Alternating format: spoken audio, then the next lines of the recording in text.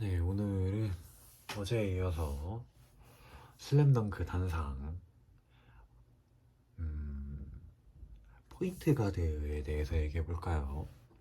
네, 이게 이제 단순히 슬램덩크를 넘어서서 삶 전반에 관련된 그런 효과적인 얘기를 해볼까 하는데, 일단 저는 지난번에 얘기했듯이 항상 센터 아니면 파워포워드였지만 포인트 가드를 늘 꿈꿨습니다. 이유는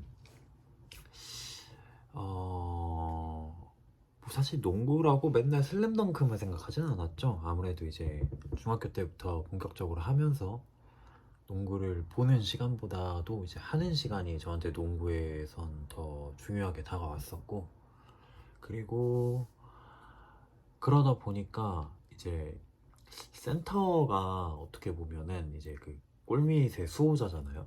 근데 이게 좀 재밌던 게, 골밑에서 키가 제일 큰 사람으로서 그 경기장에 있으면 약간 그 경기 전체가 좀 보입니다, 생각보다. 왜냐면은 그 당시 중학교 골밑은 막 엄청 치열하진 않았거든요. 그리고 사실 제가 그 당시에 키가 170 몇인가 그랬는데, 그 정도만 해도 거의 애들보다 5cm, 3cm씩 일단 더 컸고 몸집도 큰 편이었기 때문에 정말로 상당히 높은 위치에서 그 코트를 좀 볼 수 있었죠. 그러다 보니까 이제 약간 이 그 미니맵이 딱 보이는 거죠, 전황이. 그래서 저기다 패스를 주면 이게 딱 들어가 있구나. 저기가 계속 뚫리는구나. 쟤가 지금 이 경기를 풀어가고 있구나. 쟤를 좀 마크를 더 붙어야겠구나. 이런 거를 좀 굴리다 보면 이제 어느 순간 이게 그 이른바 슬램덩크 혹은 그 당시 네이버 농구 카페 등에서 유행하던 단어인 코트의 G자의 역할인가? 했는데 그게 사실 포인트 가드의 역할이거든요. 그러다가 이제 아직도 생각나는 것 중에 하나는, 이제 그 당시에도 그렇게 인상적이었는지는 자세히 기억은 안 나지만, 슬램덩크에서 이제 우리 윤대엽 씨가 약간의 스포 있지만 그 포지션 변화를 살짝 하죠. 포인트 가드로 이제 포변을 잠깐 해서 플레이를 하는데, 그때 이제 그 뭐라고 해야 될까, 약간 오합지졸 같았던 그 변덕규와 윤대엽 에이스 두 명에 의해 의도되던 팀이 진짜 유기적인 팀으로 딱 바뀌는 게 그 윤대엽의 플레이에서 좀 빛나지 않았나 했는데, 그게 진짜 진정한 그 지휘자라는 그 단어는 약간 좀 위에 있는 사람 같은데, 제가 이번에 좀 느낀 그런 전황을 읽는 포지션들, 그러니까 리드를 해야 되는 사람들이 진짜 해야 되는 역할은 전황을 읽고 비어있는 곳에 쏙쏙 들어가서 좀 유기적으로 연결을 시켜주는 거라고도 저는 생각을 하거든요. 그래서 높이 있는 의미의 지휘자가 절대 아니라 이렇게 가치 있는 의미의, 오히려 자기를 조금 희생까지도 할 수 있는, 그러니까 자기를 발판 삼아서 이 경기 자체와 팀 자체가 이렇게 유기적으로 운영될 수 있게 하는, 그 사상전에서 변덕규 씨가 이제 채치수한테 한 말이랑 어떻게 보면 약간 더 비슷하죠. 물론 이제 그 말은 더 화려하기보다는 진짜 투박하게 거칠게 싸우라고 약간 이런 느낌이 더 강했지만, 저는 어떻게 보면 그렇게 팀이 굴러가게끔, 전황이 상황이 이렇게 굴러가게끔 자기 한 몸을 그렇게 도미? 가자미처럼, 가자미 맞죠? 예.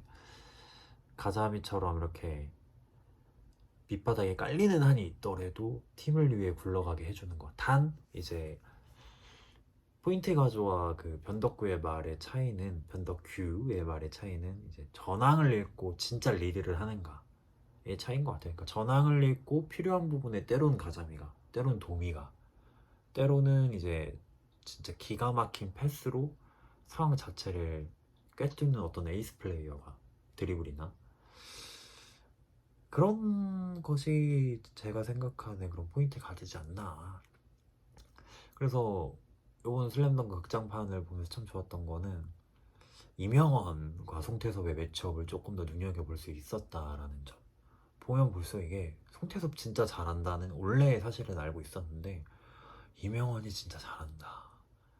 아 일단 물론 저는 농알못입니다. 하지만 그런 정말 얄팍한 지식과 얄팍한 경험밖에 없는 제가 보기에도 탄탄한 수비와 그 진짜 그 중요한 고비 때마다 사실 어떻게 보면 북산이 되게 유리한 게임이었거든요. 제가 봤을 때 일단 정대만이 포텐이 폭발했고 강백호가 또 포텐이 폭발했고 서태웅은 사실 그 정도면 비등비등하게 그 후반부에 정우성 터지기 전까지는 싸웠잖아요.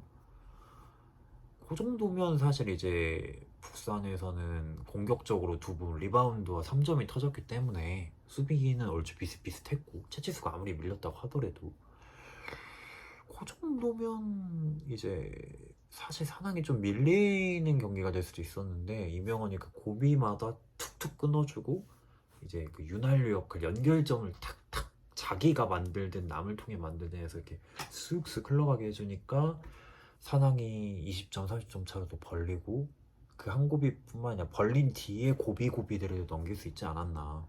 그래서 버저비터 싸움까지 가지 않았나라는 생각이 듭니다. 그래서 결론은 그 결론이라기보다 제가 생각하는 포인트 가드 농구에서는 그리고 삶에서나 어느 사회에서나 필요한 그런 무대 위에서 전황을 읽는 사람들 그게 영화에서는 어쩌면 감독 혹은 배우 혹은 뭐 또 촬영 감독이나 제작 PD가 또 될 수도 있겠죠.